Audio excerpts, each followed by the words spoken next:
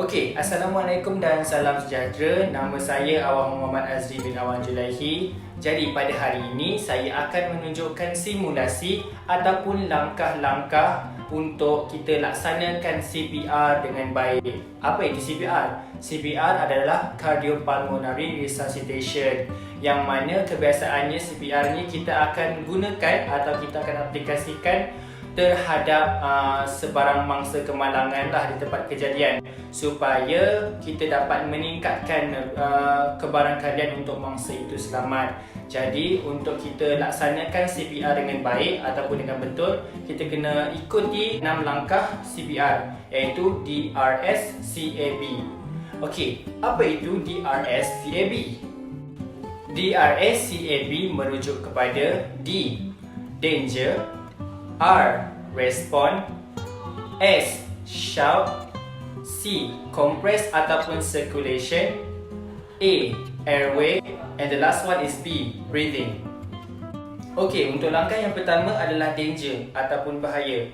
Langkah pertama ini kita kena pastikan bahawa diri kita, mangsa dan juga persekitaran kita adalah dalam keadaan yang selamat sebelum kita melakukan CPR kepada mangsa di tempat kejadian lah. Sebagai contoh, kalau mangsa pingsan di tengah jalan raya, kita kena alih dahulu mangsa ke tempat yang selamat lah sebelum kita melakukan CPR, untuk memastikan mangsa, persekitaran kita dan juga diri kita sendiri dalam keadaan yang selamat.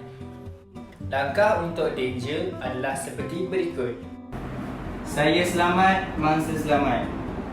Okey, seterusnya adalah langkah kedua, iaitu R, respond. Untuk respon ini, kita kena minta tindak balas daripada mangsa. Kita kena tengoklah keadaan mangsa, respon mangsa macam mana. Jadi untuk kita tengok ataupun kita kenal pasti tindak balas mangsa, terdapat beberapa langkah yang harus kita ikutilah, iaitu pertama, kita kena tepuk bahu mangsa.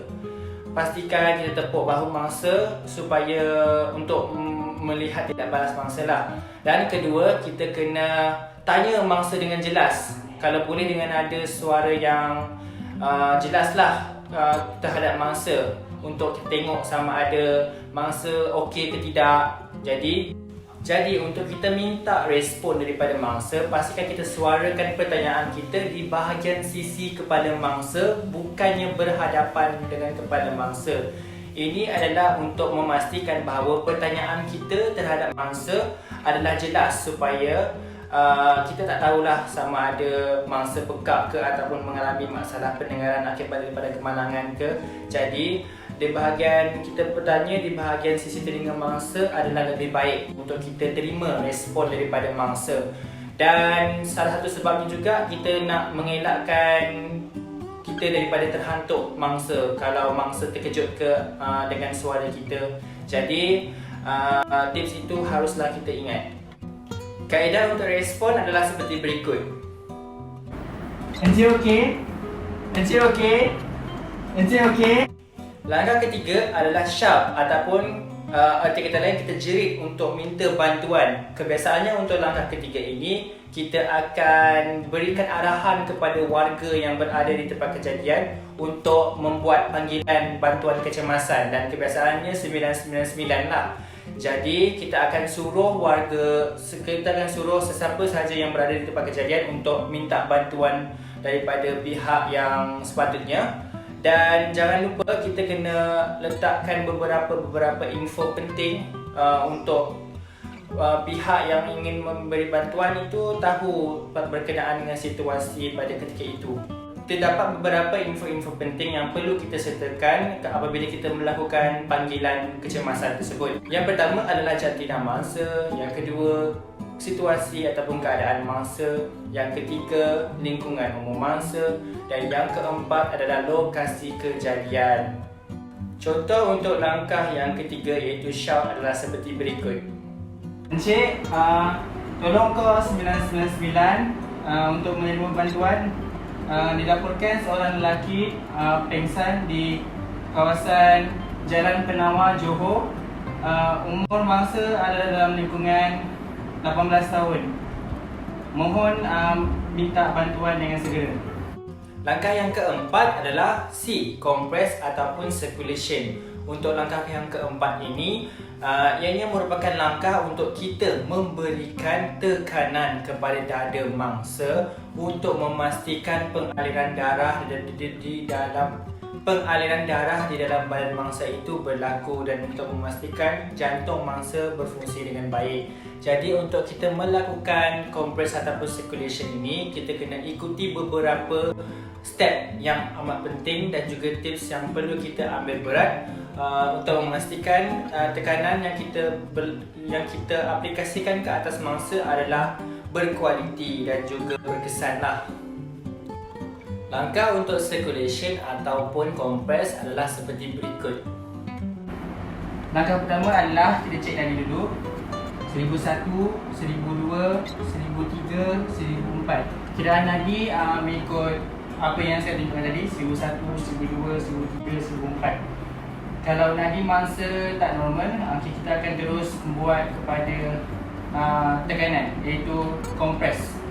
Untuk tekanan kita gunakan tangan yang dominan untuk kita berikan tekanan terhadap mangsa. Pastikan tangan ada lurus dan berbentuk 90 darjah. Lokasi untuk ditekan tu kita harus cari dekat bahagian tengah dada mangsa, tapi dekat bahagian kiri sikit, iaitu berdekatan dengan jantung untuk diberikan tekanan. Jadi pastikan badan lurus dan 90 darjah.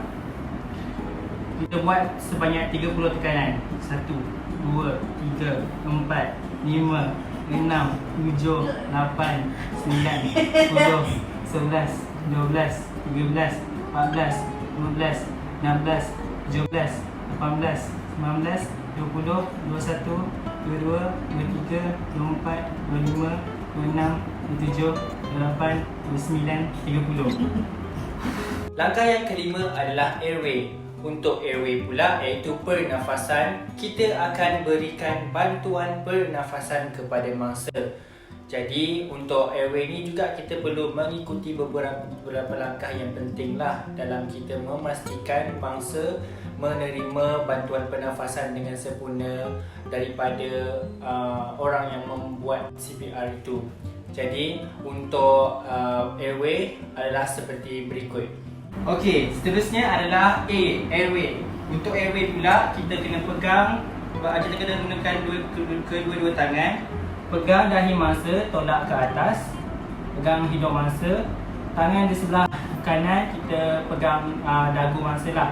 Lepas tu kita bukakan sedikit mulut mangsa. Lepas tu kita tiup. Pressure untuk kita tiup adalah begini. Jadi kita akan tiup sebanyak 2 kali dan selang 1 ke 2 saat. 1. Kita tengok dada mangsa untuk 2 saat ke ataupun 1 saat. Lepas tu kita tiup lagi. Lepas tu kita tengok balik dada mangsa. Dan langkah yang terakhir iaitu langkah ke-6, iaitu B, breathing. Untuk langkah yang ke-6 ini, kita akan memeriksa dan juga ingin memastikan keadaan mangsa, nadi mangsa dan juga nafas mangsa. Dan pada fasa ini, kita akan dapatkan pastilah sama ada mangsa dalam keadaan yang baik ataupun tidak. Jadi untuk langkah breathing ini adalah seperti berikut. Langkah terakhir adalah breathing, iaitu kita kena cek, periksa nafas mangsa dan juga kita kena cek juga nadi mangsa sama ada kembali kepada normal ataupun tidak. Jadi dekat sini saya ada beberapa pesanan yang mana tahap kita melakukan CPR ini bergantung kepada keadaan mangsa lah, sama ada mangsa sedar ataupun tidak. Jadi untuk kita pastikan sama ada mangsa itu sedar ataupun tidak, terdapat beberapa simptom yang kita boleh nampak. Antaranya adalah kalau mangsa ada terbatuk ke, nadi mangsa dalam kiraan yang normal, ataupun jari mangsa ada bergerak ke. Jadi itu merupakan beberapa simptom bahawa mangsa adalah dalam keadaan yang sedar. Jadi untuk kesemuanya kita kena buat dalam lebih kurang 5 pusingan. Dan setiap pusingan itu kita kena buat 30 kali tekanan dan 2 kali bantuan pernafasan.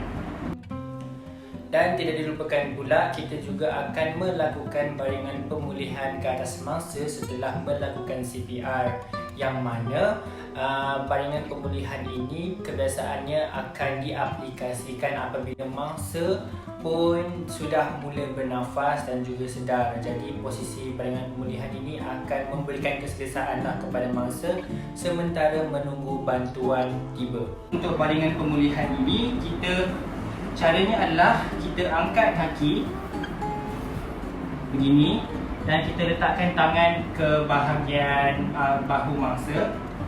Selepas itu kaki dijadikan sebagai penghadang supaya mangsa tak tergolek.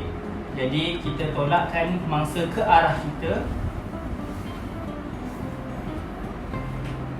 Pastikan mangsa dalam keadaan yang selesa.